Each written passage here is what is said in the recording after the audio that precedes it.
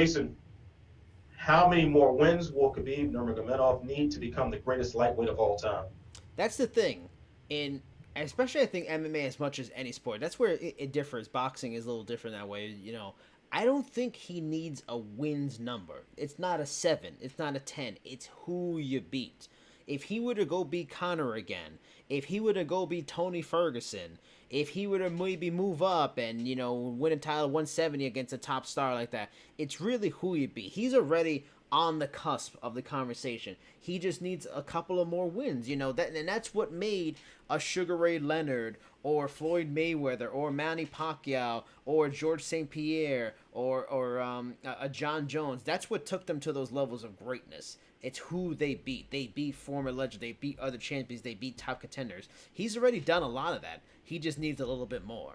I mean, he's already got a stellar record. His record is amazing. If he just wins 4 more fights and is out, that record is fucking spectacular. What is he like? 22-1 right now, or 20?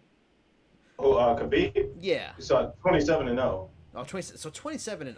I mean, if he gets past 30 and he beats Ferguson, he beats Poirier, he beat Conor again, I don't know how you can make any case he's not the greatest lightweight of all time. And honestly, maybe put in the conversation as one of the greatest fighters of all time. Yeah, I'm with you, man. It's got to be the quality of those wins. So, let me go ahead and scroll down here and make sure that I have these facts straight, because I am of the mindset that his greatness in the UFC is more recent. Granted, he has a great record, but I think his record is definitely padded as far as his early career. But I think just now he's becoming this all-time great fighter by record. So you're looking at the Michael Johnson win was phenomenal. The Edson Barboza win, ridiculous. Yeah, Quinter, yeah, and Conor McGregor. Rafael dos Anjos to have a win over him and seeing what became of him before that. But before that, it's like the Pat Healy, Abel Trujillo, Thiago Tavares, Gleison Tibau, Kamal But those Shalom. are solid wins. Those are solid names. Yeah, Pat Healy, Tavares, those are solid fighters. They are solid fighters. But I think when you start talking about greatest of all time, you got to have more than that. Yeah. You got to have more than that. So if he beats Dustin Poirier, then he beats Tony Ferguson, who is probably the best fighter that's never had an undisputed belt in UFC history.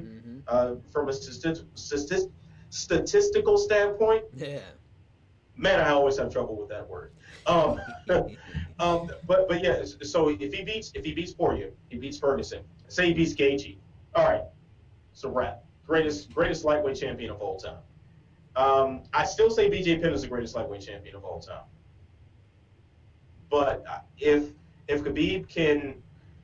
Khabib lasts longer than he says he wants to, he can beat that.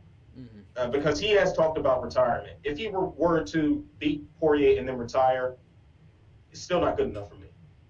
But a couple more, we're there. We're clearly talking about the greatest lightweight champion of all time. All right.